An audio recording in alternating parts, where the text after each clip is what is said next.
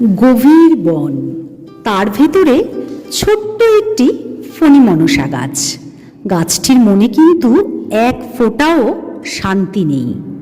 আশেপাশে গাছেদের সুন্দর সুন্দর পাতা যতই সে দেখে, রাগে দুঃখে মন তার রিরি করে ওঠে। কি বিচ্ছিরি আর ছুচালু পাতা তার, ভাবে সে।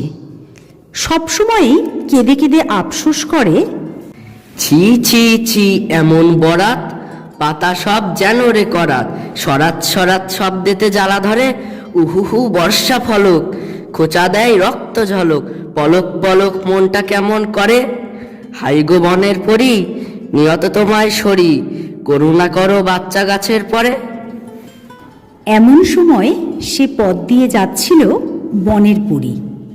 ওর কান্না শুনে থমকে দাঁড়ালো সে, জিজ্ঞেস করলো, কি হয়েছে গো আমার ছোট্ট ফণী মনসা গাছ, কাঁদছো কেন?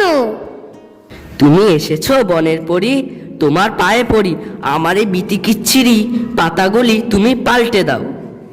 পাতা পাল্টাতে চাও? বেশ, কি রকম পাতা চাও তুমি বলো। আমায় তুমি খুব সুন্দর সোনার পাতা করে দাও। সোনার পাতা? বেশ, তথাস্তু। বনের পরী এই বলে অদৃশ্য হয়ে গেল। আর কি আশ্চর্য, সেই মুহূর্তে বাচ্চা ফণী মনসা গাছের কাটা ভরা পাতা মিলিয়ে গিয়ে সেখানে গজিয়ে উঠল অজস্র ঝলমলে সোনার পাতা। বাচ্চা গাছটি তো মহা খুশি, আনন্দে ডগমগ।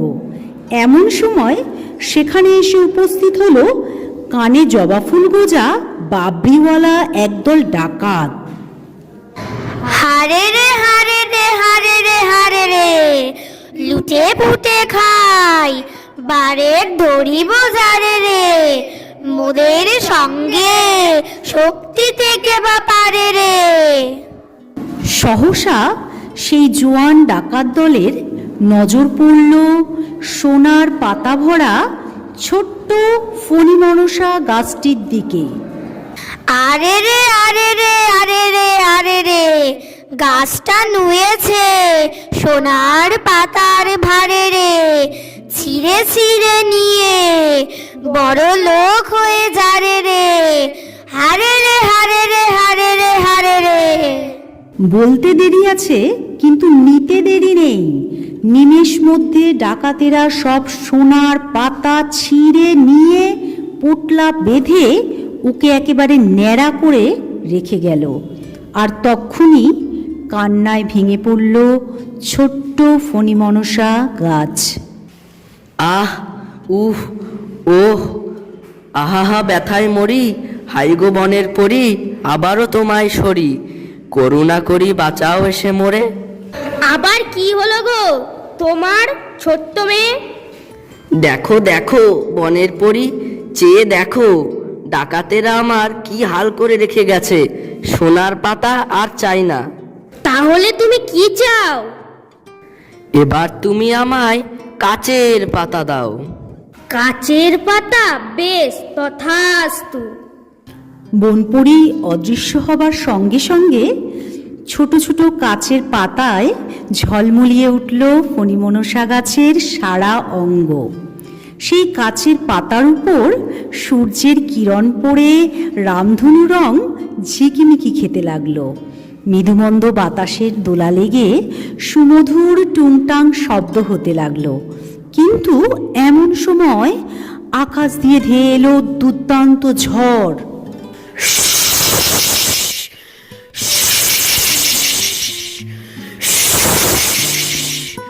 হু হু হু, শো শো শো করে চলি মোরা দর্প ভরে, পবনের দুষ্টু ছেলে মোরা গো, পট পট পট পোড়াই পাতা, মট মট মট ভাঙি মাথা, ছোট বড় গাছের আঁকা গোড়া গো, শো শো হু হু, মট মট ঝন ঝন, উলট পালট করি যে মোরা, এই তো মোদের পণ, ঝন ঝন ঝন ঝন ঝন ঝন ঝন ঝন।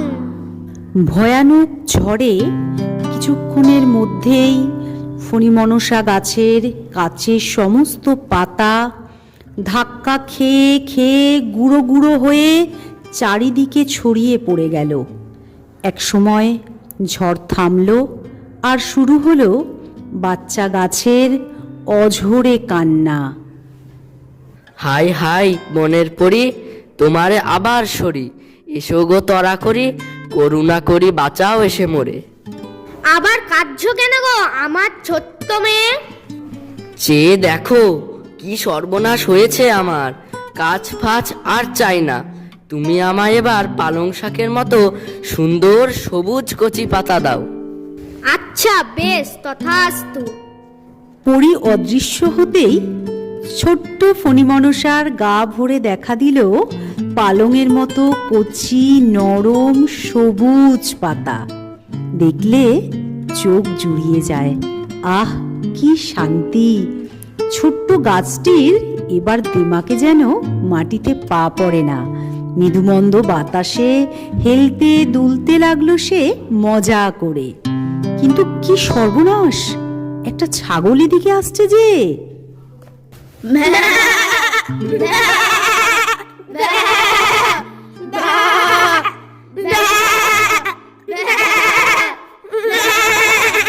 ব্যা ব্যা ব্যা, যা কিছু পাই চিবিয়ে দেখাই, ঘুরে বেড়ায় ব্যা ব্যা গান গেয়ে গো।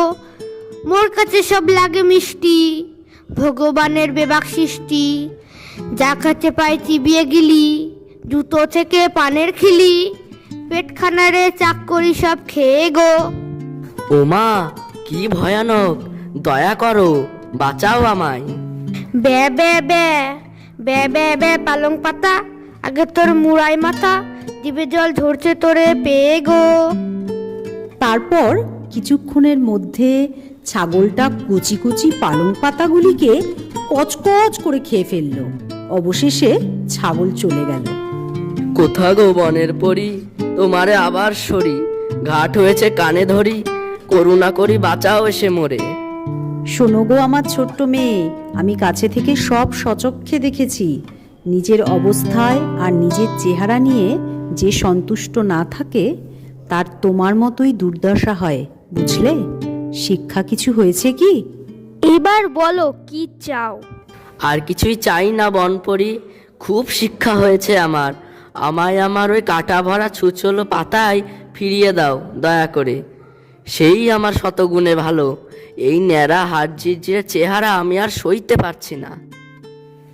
এই তো সুবুদ্ধি হয়েছে তোমার, বেশ তাই হোক, তথাস্তু।